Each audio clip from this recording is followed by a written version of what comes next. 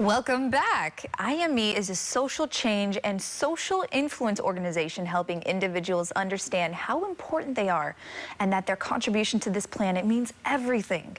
Joining us now is author and founder of IMElife.com, Terrell Macklin. Terrell, thank you so much for joining me. I appreciate your time coming up on the show.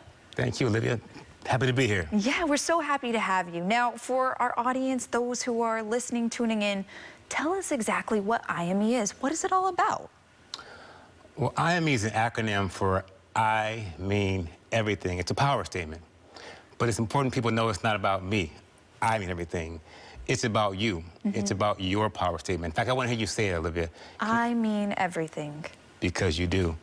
And for those out there in TV land in the Bay, point to yourselves and say that I mean everything, because that's what it's about. And so we are a community that's about teaching self-love, giving you tools, resources, and activities to actually learn how to do self-love. A person once said to me, it was very important, everyone talks about self-love, but how do you actually do it? What are the tools, what are the resources? And so we provide that and do campaigns to do just that. And it's interesting, you brought up a point there, what are the tools you need to practice self-love? I think sometimes when we hear that, it's easier said than done. So why was it so important for you to start this journey of self-love and to share it with the world? Well, first of all, let's be clear. Self-love is hard work. It is. Okay? And the journey for me kind of started naturally, honestly. When I was about 8 or 9 years old, I had a neighbor named Billy. I call him Billy the Kid. He lived across the street from me.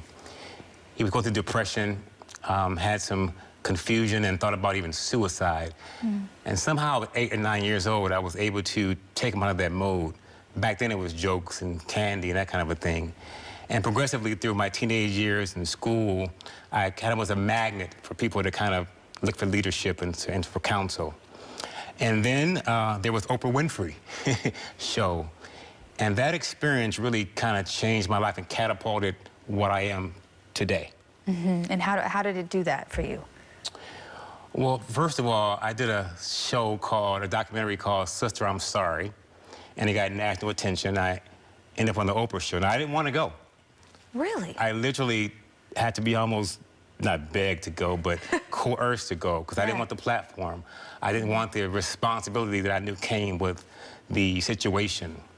And I remember after doing it, the impact that it had on me.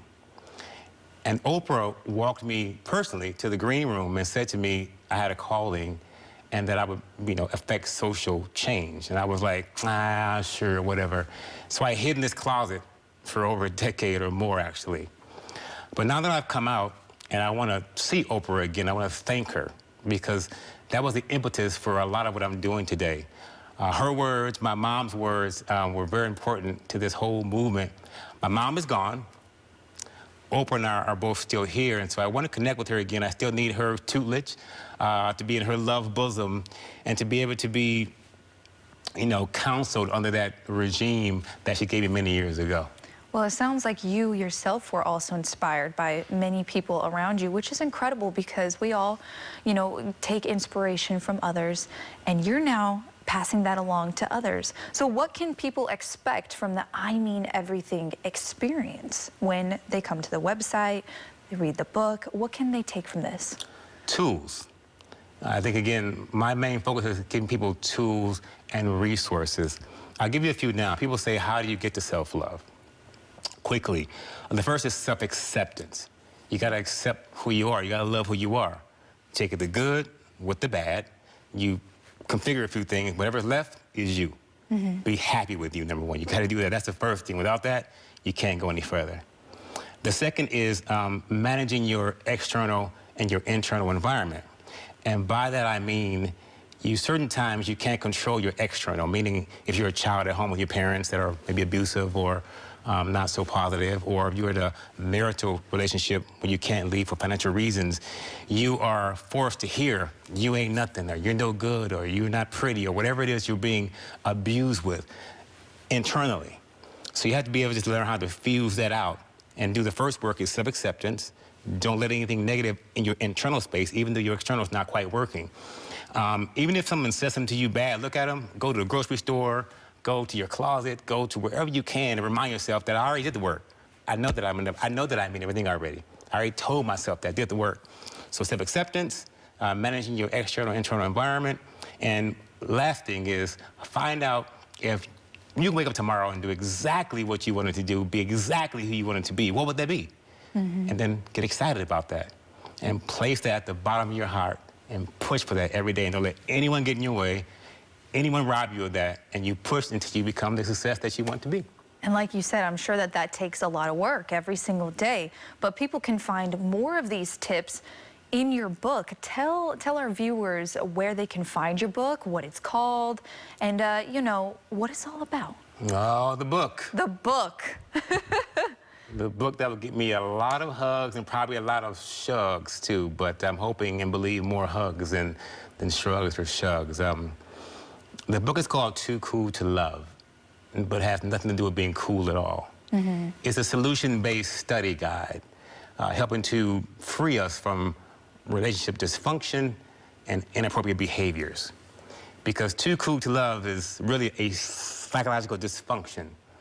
A person who has got the ability to mask or hide behind their truth and show you someone totally different. And they don't show you their inadequacies, their inefficiencies, their dysfunction, and they know that their truth is bad for you. Their truth is imminent danger for you, for them, and anyone that they come in contact with. And so it's important that this book, it's a study guide, it's a workbook. You have to really do things and do the work in the book to find out how to identify characteristics of that kind of a person and delete them from your life. How to purge, do the work to make sure when you see these kind of things, these activities, that's not for you. And ultimately get to the most important thing, which is loving yourself, self-love, because you cannot, I repeat, you will not ever find anyone else and find love until you love yourself first and you do the work within yourself first. Wow, some pretty incredible advice there. So thank you so much, Terrell, for joining us here on the show and sharing with us some tips on how we can all get to some self-love. We appreciate your time here. Appreciate you. Yeah, of course. And to learn more, we will